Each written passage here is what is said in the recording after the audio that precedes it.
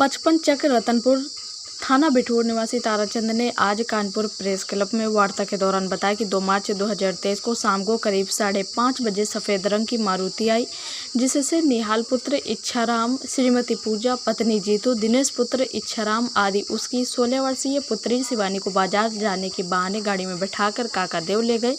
उस समय माता पिता ड्यूटी पर गए थे। वहां उसे गोलू खान, उसकी पत्नी सुपर्णा, पूजा आदि ने निहाल के साथ शिवानी की शादी के लिए दबाव बनाने लगे, जबकि निहाल पहले से ही शादीशुदा है।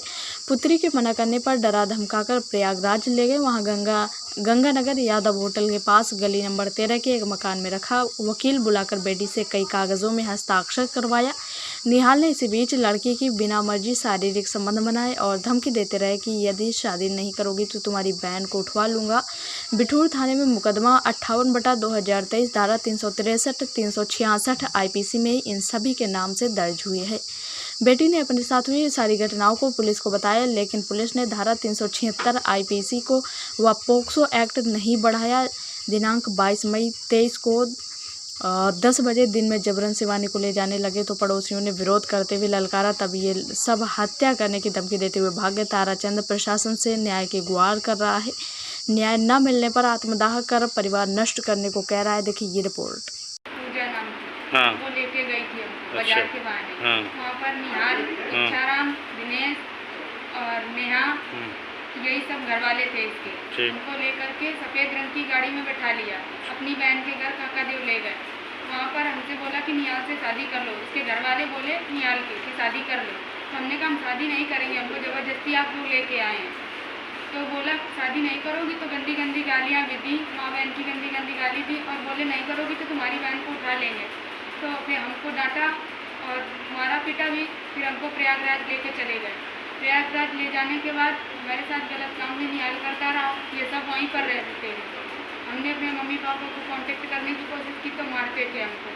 मारने के बाद वकील साहब आए, हमसे खाली पेपरों पे साइन करवाई थी और साइन करवाने के बाद गली नंबर 13 गंगानगर यादव होटल के पास रखा था। हमको गलत काम भी करता था हमारे साथ। अच्छा। तो आपने पुलिस को ये बात बताई? हमने पुलिस को बताई, पर पुलिस बोलती थी कि ऐसा मत बोलना वरना लड़का फंस जाएगा। अच्छा। वरना अगर बोलोगी तो तुम्हारे भाई बहन बाहर ही खड़े हैं, गोली मार देंगे। कौन बोलता है ये बात आपसे? पुलिस बोलती थी। और इसके मौसी का लड़का भी बोलता था, वहीं पे था जब हमको 164 के बयान के लिए ले गए थे। रिंकू 164 के बयान में आपने मजिस्ट्रेट को बताया था अपने साथ हुई इस घटना के बारे में? हाँ बताया था, पर मजिस्ट्रेट भी हमको डांट रही थी। आपका हमारी यही मानना है कि हमारे बगल का एक लड़का लड़की को हमारी पहला फुसला करके ले गया।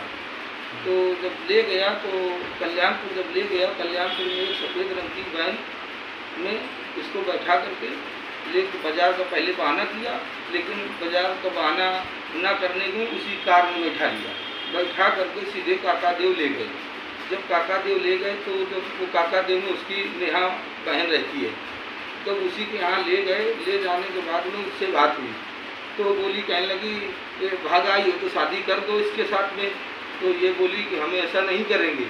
तो लड़की जब बोली हम ऐसा नहीं करेंगे तो बोले कहने नहीं करोगी तो क्या करने आई हो, जाओ इसको इलाहाबाद कोर्ट मैरिज कराओ जाके। तो इसकी कोर्ट मैरिज वहाँ कराने के बहाने ले गए। सभी लोग साथ में गए। अच्छा। लगभग कई लोग थे साथ में? लगभग 6-7 लोग थे। फिर और ये लोग सब लोग वहीं प्रयागराज गए। जब प्रयागराज में पहुँचे, गली नंबर 13 में है, उसी में लड़की को रोक रखा। उसी में शारीरिक संबंध बनाता रहा। और फिर इसके बाद में जब हम 20 दिन के बाद में खबर लगी तो वहाँ पर हम पहुँचे, पत्नी और हम पहुँचे। जब पता किया तो ये पता लगा इस होटल से खाना ले जाता है। तो खाने के सहारे हम उसके बैठे रहे कि जब वो खाना लेने आएगा तभी मिल पाएगा। तो बैठे रहे, तो रोते भी जाए बैठे भी रहे। वहीं पर हमने पकड़ लिया।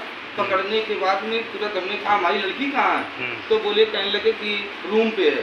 तो हम रूम पे इसको लेके गए। कहा कि बोला, कहने लगा कि हमने कहा बिटिया, तो ये एकदम सड़बड़ा पड़ी। तो हमने कहा चलो जल्दी, इसके साथ में कहाँ 32 साल का है। और पुलिस ने मुकदमा दर्ज किया? मुकदमा दर्ज किया का अभी तक किया है।